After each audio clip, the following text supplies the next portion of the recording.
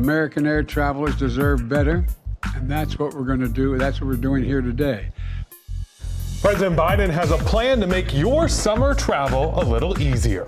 Find out how you could cash in if your flight gets delayed. Or maybe you're road tripping instead. We have ways to save despite experts expecting gas prices to rise over the summer. And you've probably seen those dream train trips through the Swiss Alps online. We'll tell you where you can take a similar ride in the U.S. at a much cheaper price. Let's dig into it. All right, with summer around the corner, maybe you're dreaming of that escape to the beach for the summer. Or a trip to the theme parks in Florida. Also good. Maybe even that bucket list European vacation. Well, wherever you want to go this summer, get ready for a bumpy ride. Travel industry insiders expect delayed flights will be the norm again this year. The takeoff of summer travel season comes with rising concerns from passengers. I'm on a wing and a prayer. Sherry Eisenman is so worried about her 3-week trip to Ireland in June, she's not even checking a bag. I really believe it's just kind of 50-50.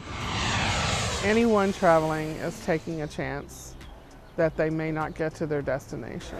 Last summer, more than 45,000 flights were canceled, and nearly 1 in 4 was delayed, as airlines struggled through bad weather and staffing issues.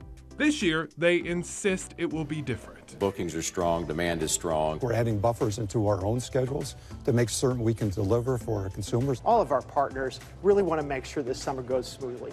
While the TSA says it expects potentially record-breaking numbers of passengers at U.S. airports this summer, picketing pilots seeking a new contract warn there could be turbulence ahead.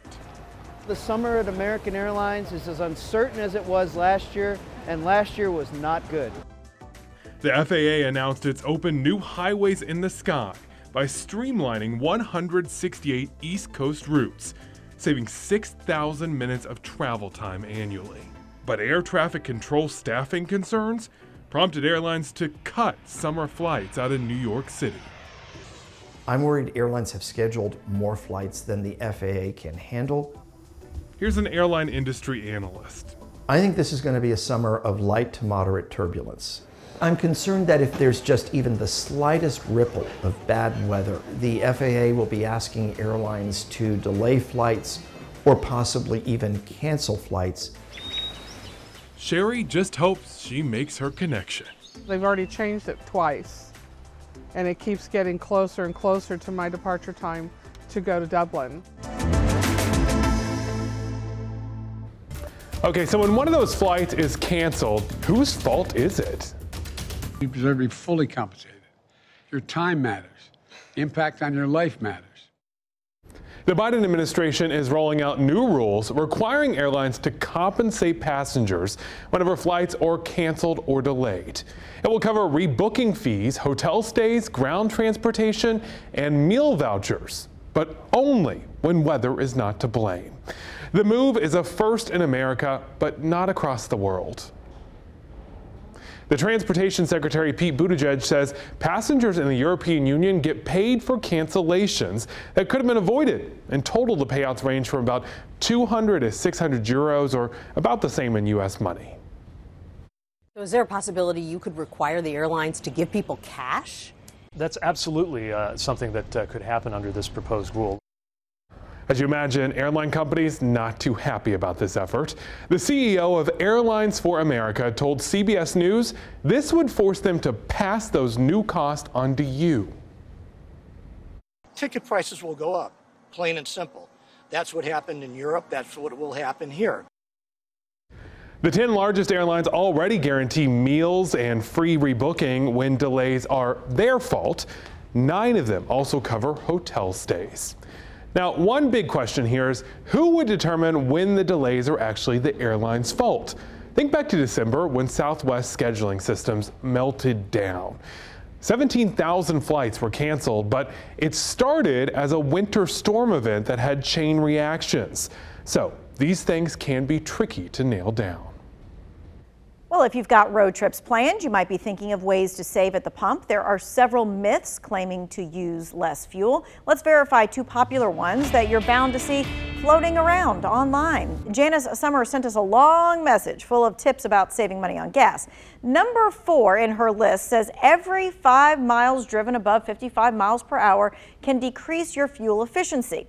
But is that true? Gas Buddy analyst Patrick DeHaan says that's absolutely true, and that's where your vehicle is working harder to overcome drag. That is wind, right? It's every 5 miles an hour you go up above beyond that, you're losing a lot more efficiency, and that's why 55 to 60 is really the sweet spot. Your car's not having to work as hard against the wind, but your RPMs generally you're in a high gear at that speed, so you're generally in a perfect spot there.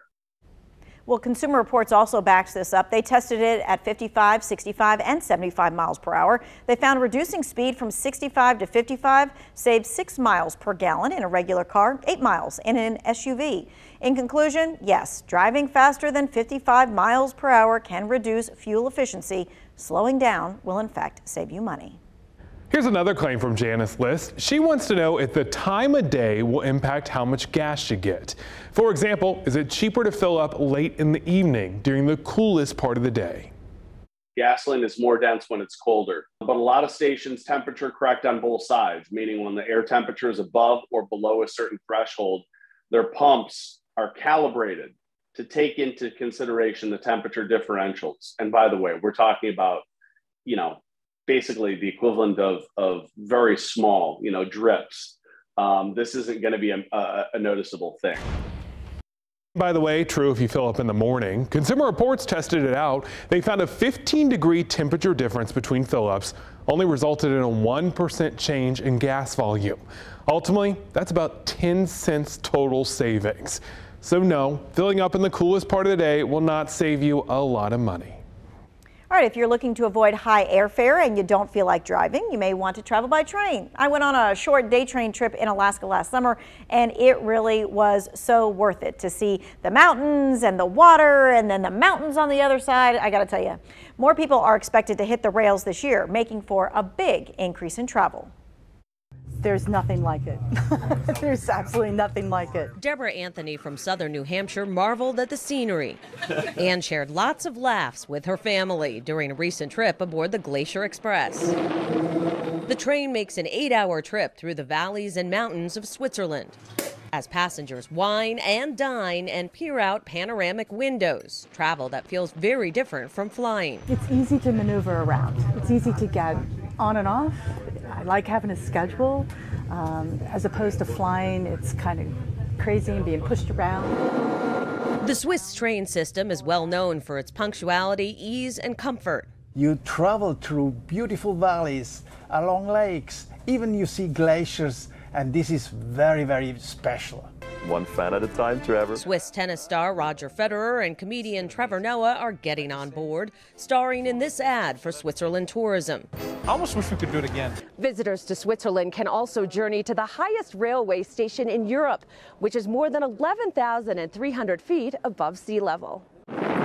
Train travel in the country has largely returned to pre-pandemic levels, a worldwide trend, according to luxury train travel advisor Rachel Hardy, who's based in Louisville, Kentucky. People aren't willing to wait anymore for their bucket list trips. Rocky Mountaineer, which offers scenic train tours in Canada and the western U.S., is seeing a boost this year, as is Amtrak, which is selling out many trains and expanding service in the Northeast. Many companies are also adding additional tours this year as more travelers say, all aboard.